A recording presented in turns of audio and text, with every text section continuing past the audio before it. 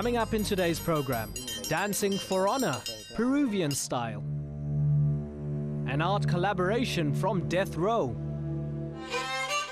And we go swanking in South Africa.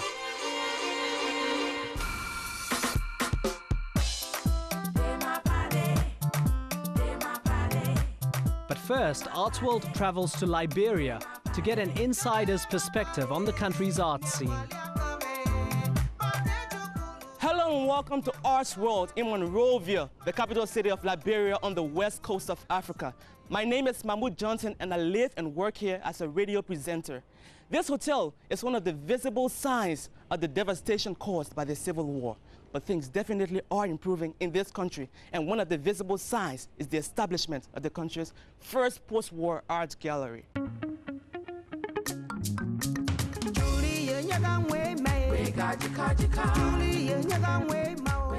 If I didn't open a gallery, an art gallery, who else is going to open it?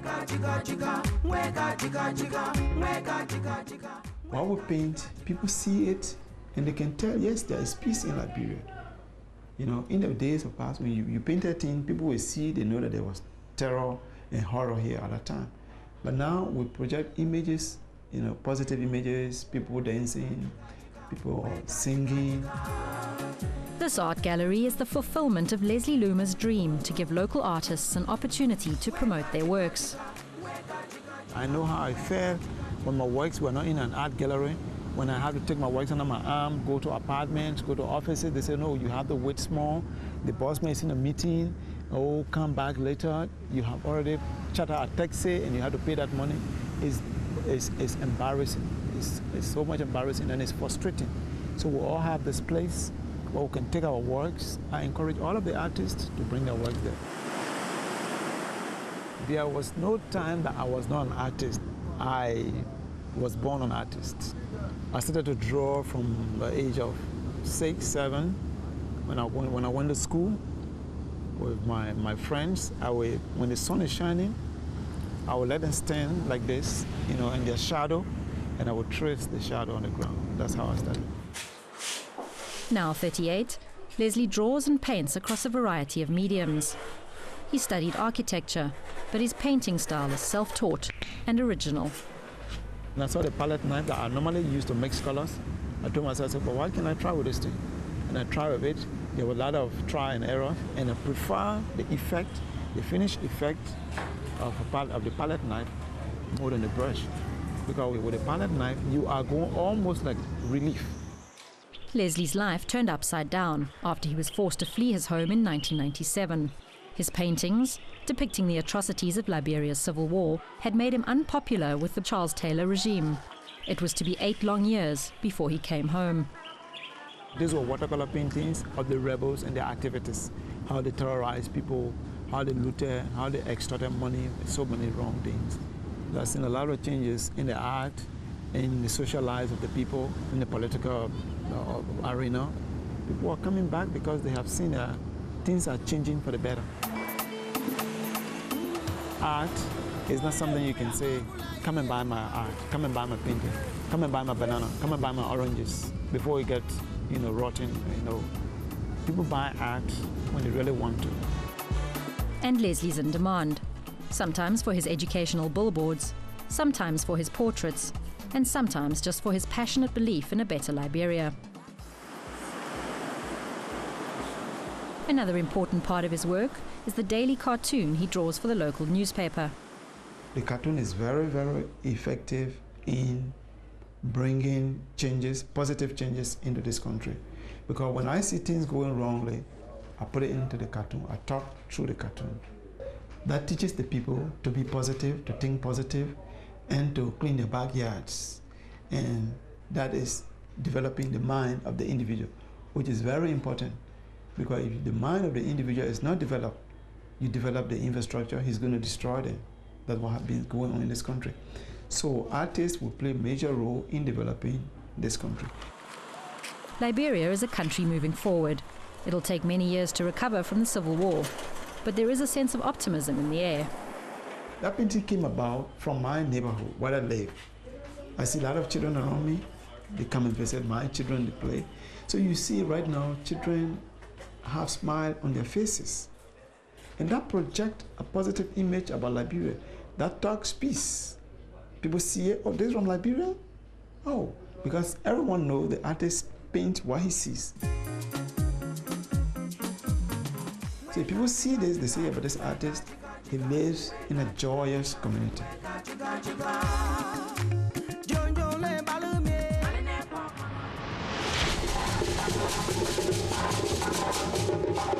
That's our traditional Liberian dance. Now to our next story in Lima, Peru. That's a traditional dance called the scissor dance. And it's all about men proving their bravery. And it's a sight that most tourists don't get to see.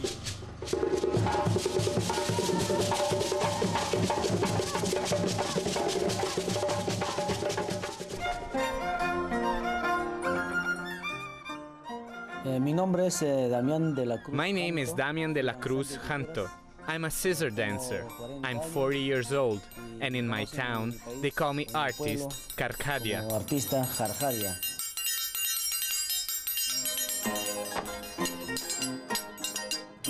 This is the scissors dance. We express our culture through it. Through this dance, we show the Andean men's abilities and cultural traditions.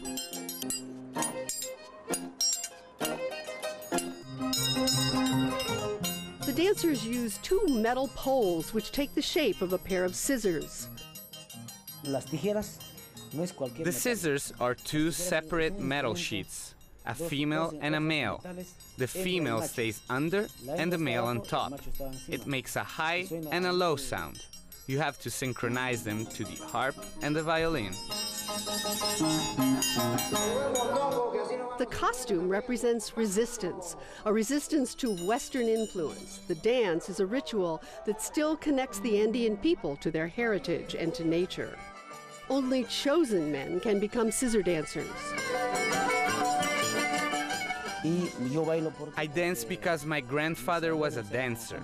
My great-grandfathers were dancers. On many Sundays, they meet on the fringes of the city to compete against each other, to determine who is best and more courageous.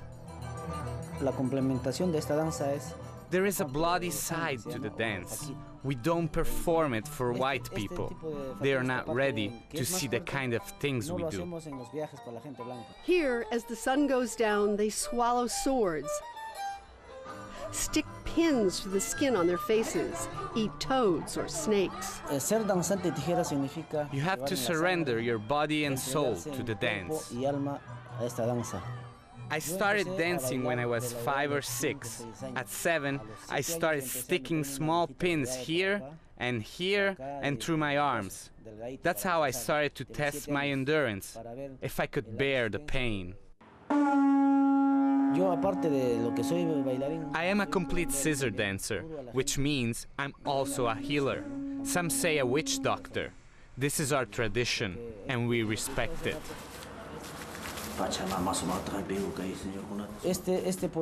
I got these powers from my grandfather. I have a skull here. He was the most famous witch doctor.